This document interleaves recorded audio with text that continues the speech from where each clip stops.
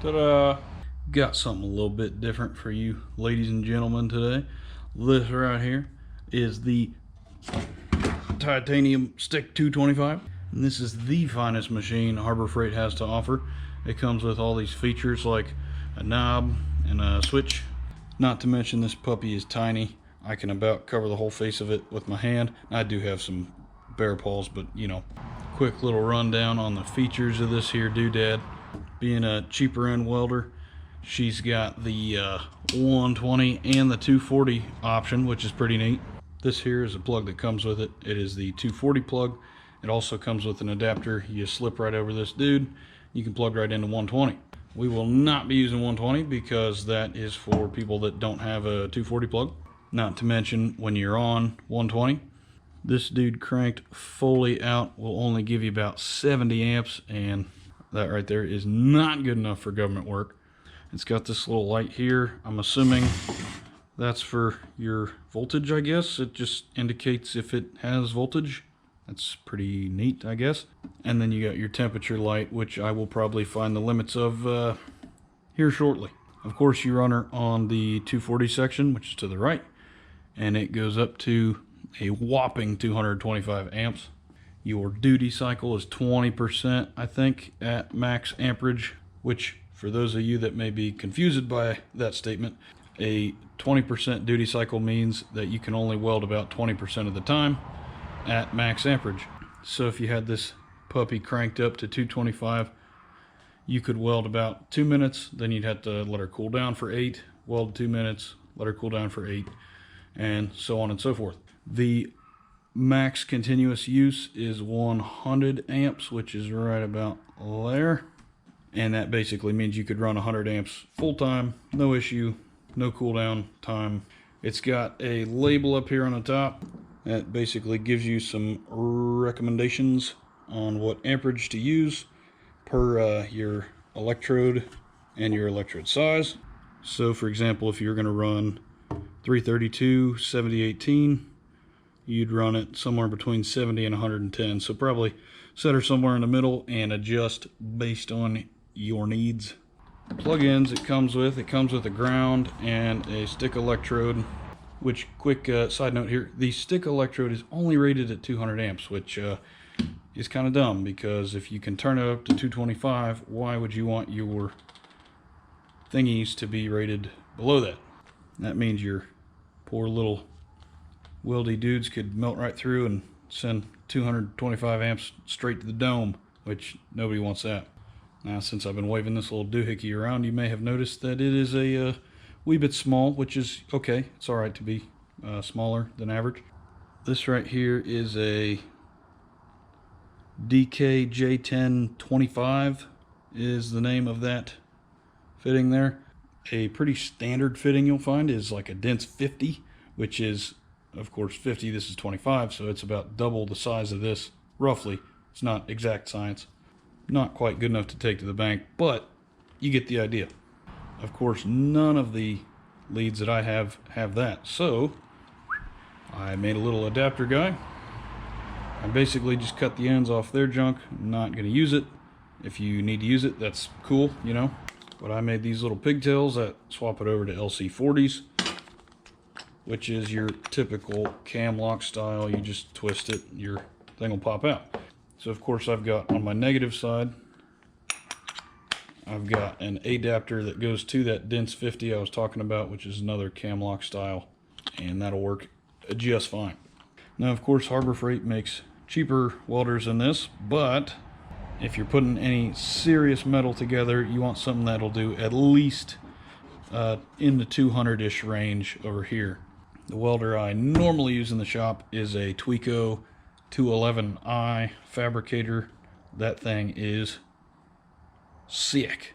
But even the 211 does get a little toasty when I'm welding some thicker stuff like 1/2 inch. Now, if you have eyeballs and understand basic symbols, you'll wonder why I've got this guy to adapt to my lead side and my ground is on the positive and stinger is on the negative. Well, let me tell you something. I did not acquire this machine to actually stick weld. I'm not much of a stick welder. If you are, kudos to you. That's great. I don't really care for it. I specifically purchased this machine to do scratch start TIG, which you can do on a stick machine. Basically, you hook your TIG rig up to your negative side because, as you may know, TIG is electrode negative. Most scratch start rigs will have a gas fitting or something on them, which I do have on my TIG rig, of course. And then rather than using a foot pedal, you just set your amps and go with it. You don't have any on the fly adjustment, which is not so cool, but it works just great when you're in a sticky situation, or for example, if you're in a bad spot, you don't have room for a foot pedal, or you are welding something that you don't really need to worry about the adjustability. This right here is the old TIG torch. This one I'm using in specific is a Welder. I think it's a CK17 with the flex head, so you can move her around, do fancy stuff with it. And then, like I said, you turn your gas on here on the torch, and that lets you not have a foot pedal. So I suppose I've done enough rambling. I've got a small section of pipe I need to put a little plate on for a gas bottle holder. So let's get this dude plugged in and fired up and see if it actually welds stuff. All right, I got the leads hooked up. I got the gas line ran, all the mumbo jumbo. Let's flip the switch and see if she explodes.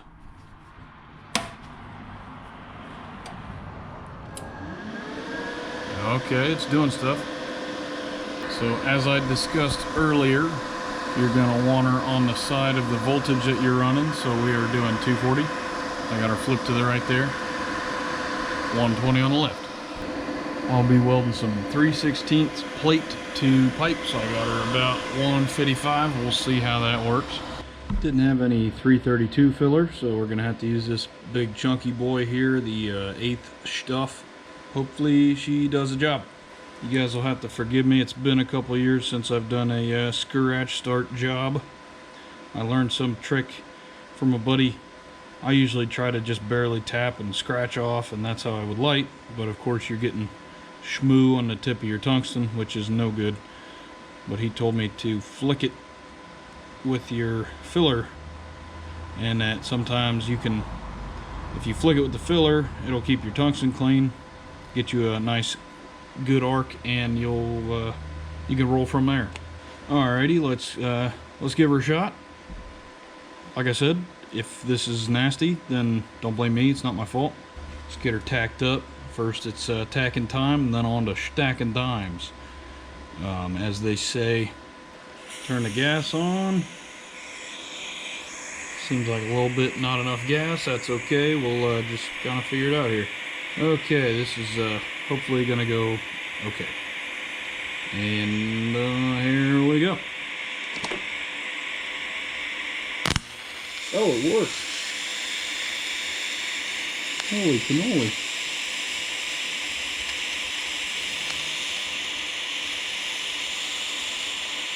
Well, it might be a little too cold. I'm not getting much fusion. There we go. There's some fusion for our tap.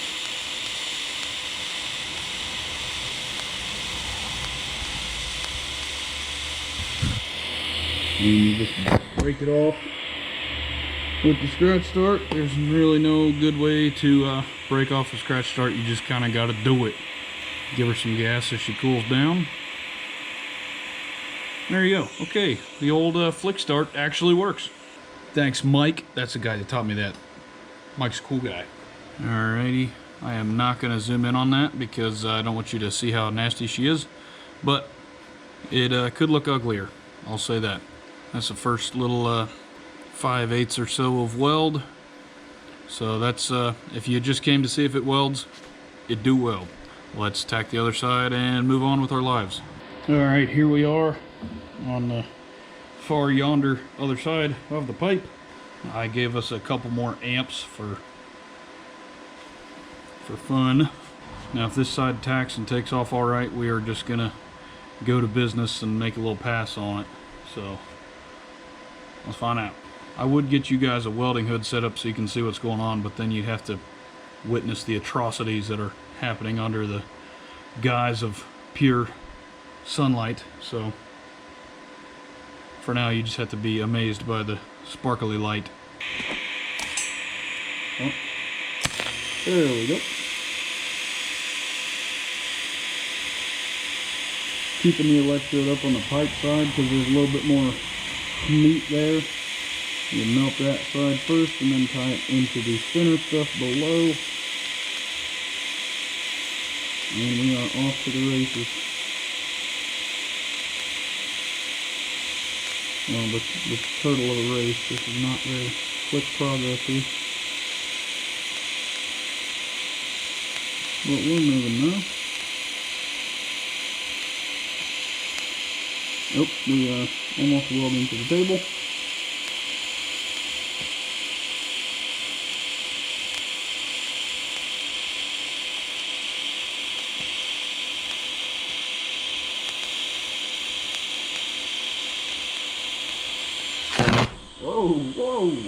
Whoa, okay, calm down there, buddy.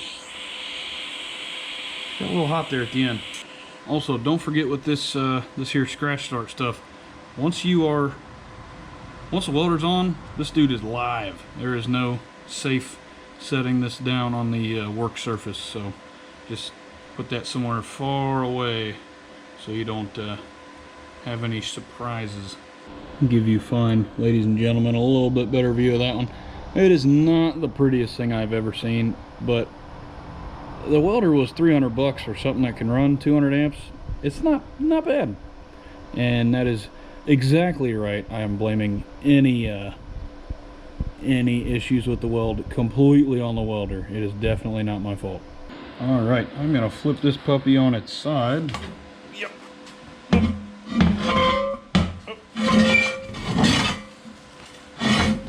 And get to welding like that. That'll be a little bit speedier of a process. Give you guys a little time lapse, and I'll see you when it's done.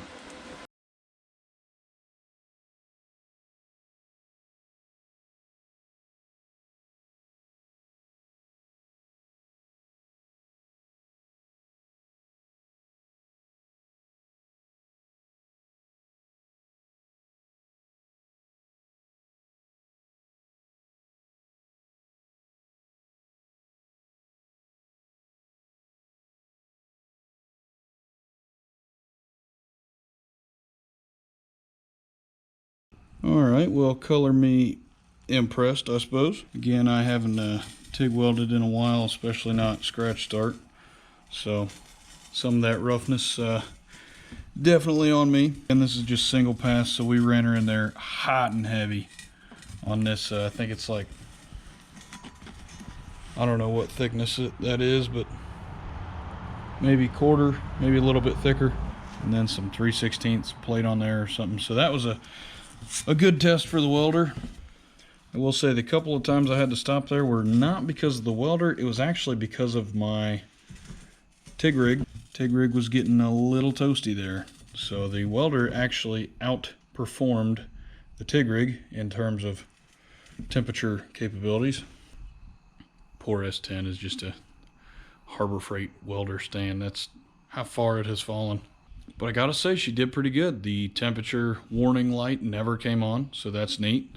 As much as the lead felt like it was gonna melt when I had it against my neck, it did not melt. So everything held up, and it pumped out a not too bad weld. So there you go, and that was running about 155 amps. Not too bad for this whole weld.